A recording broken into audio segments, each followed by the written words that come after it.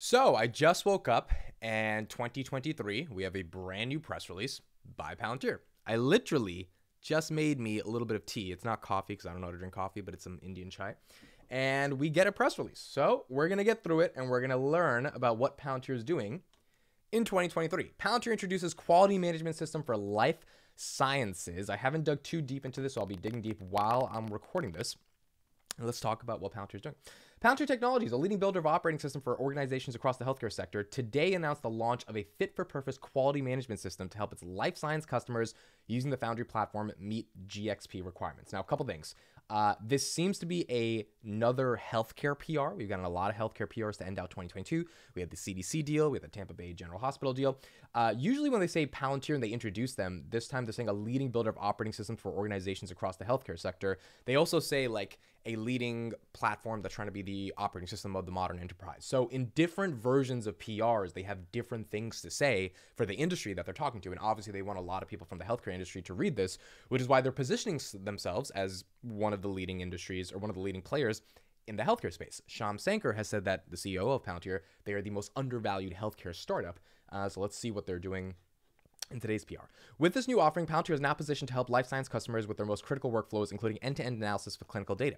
A top 5 global pharmaceutical company classified an instance of Palantir Foundry as a GXP qualified last year, showcasing Foundry's ability to provide a single integrated platform to help accelerate the timeline to therapeutic launch from translation research through GXP validated primary submission, secondary analysis, and real-world studies. So real quick, I don't know what GXP is. I'm going to Google this right now. GXP qualification, and let's learn together.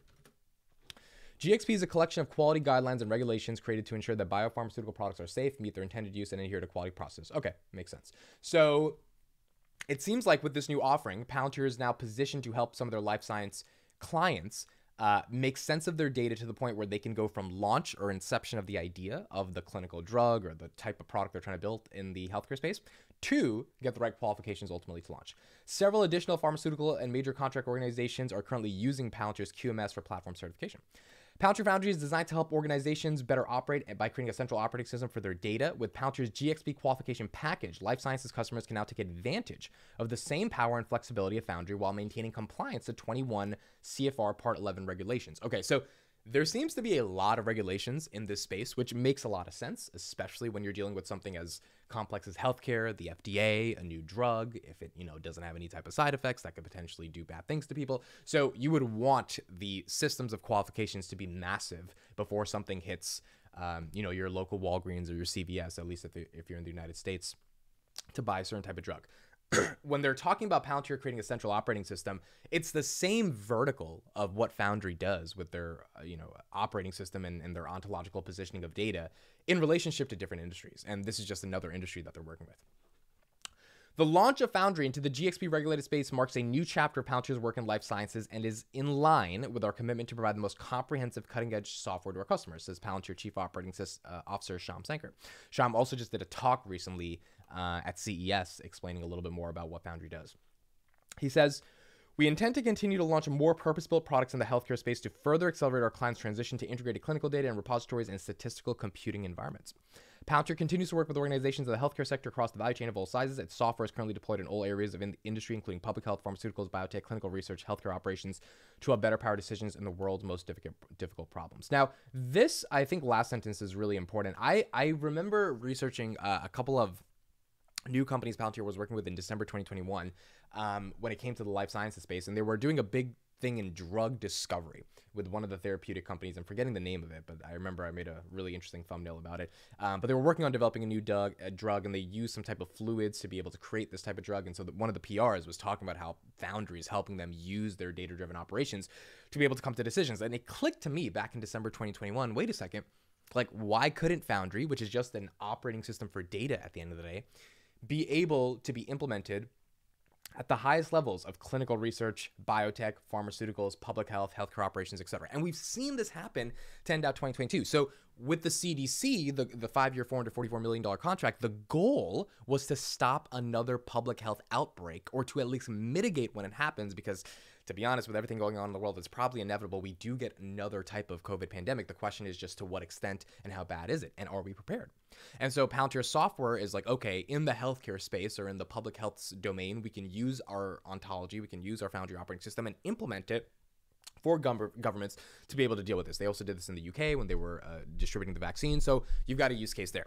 Then with the NHS, Palantir is gunning for a very big contract there. And what the news that came out 2 weeks ago is that they were able to help reduce the patient backlog for cancer patients by making the digital transformation of the NHS and the bureaucratic, ability to and the rough areas and instances that organization leaders like administrators and nurses had to be able to go through to find someone's information, or had to ask someone else to get someone's information. Now it's all in Foundry. You don't have to run through these papers. You don't have to talk to this boss to talk to that boss. You just get the information right away, which saves time. It's not literally solving cancer, but it's playing a role in making sure an organization is more efficient to be able to help someone get into a room and get their drugs, get their medicines, everything that they need, all in one place through a single operating system. So we've seen all these different verticals in which Foundry has been able to be implemented to be able to assist the healthcare sector. So the question then becomes, what is the role of healthcare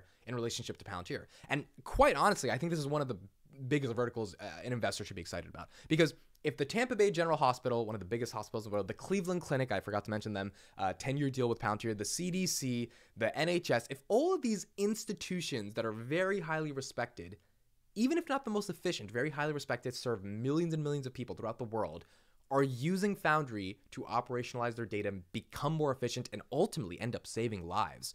I said this in previous videos, but the question is, like, why doesn't every hospital in the world use this?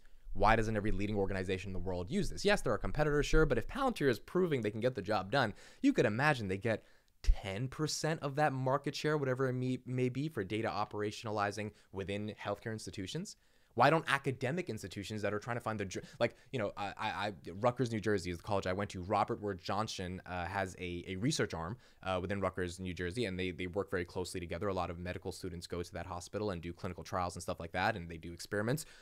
Why wouldn't they be using Foundry for their research labs that are trying to find cures, and they need to have a ton of data to be compartmentalized into one place to be able to understand the data that they're looking at to find the cure to some of these horrible diseases? I mean, it's a no-brainer to me that this works. Obviously, it's a question of if Palantir can market themselves and brand themselves and show that this works, and they're doing it less with sales, more with the fact that their product is working and it's resulting in things like these. So to me, I mean, this PR is not the biggest deal in the world. It's obviously good that they're introducing a new product, a new ability for quality management systems for life sciences. That's what QMS stands for.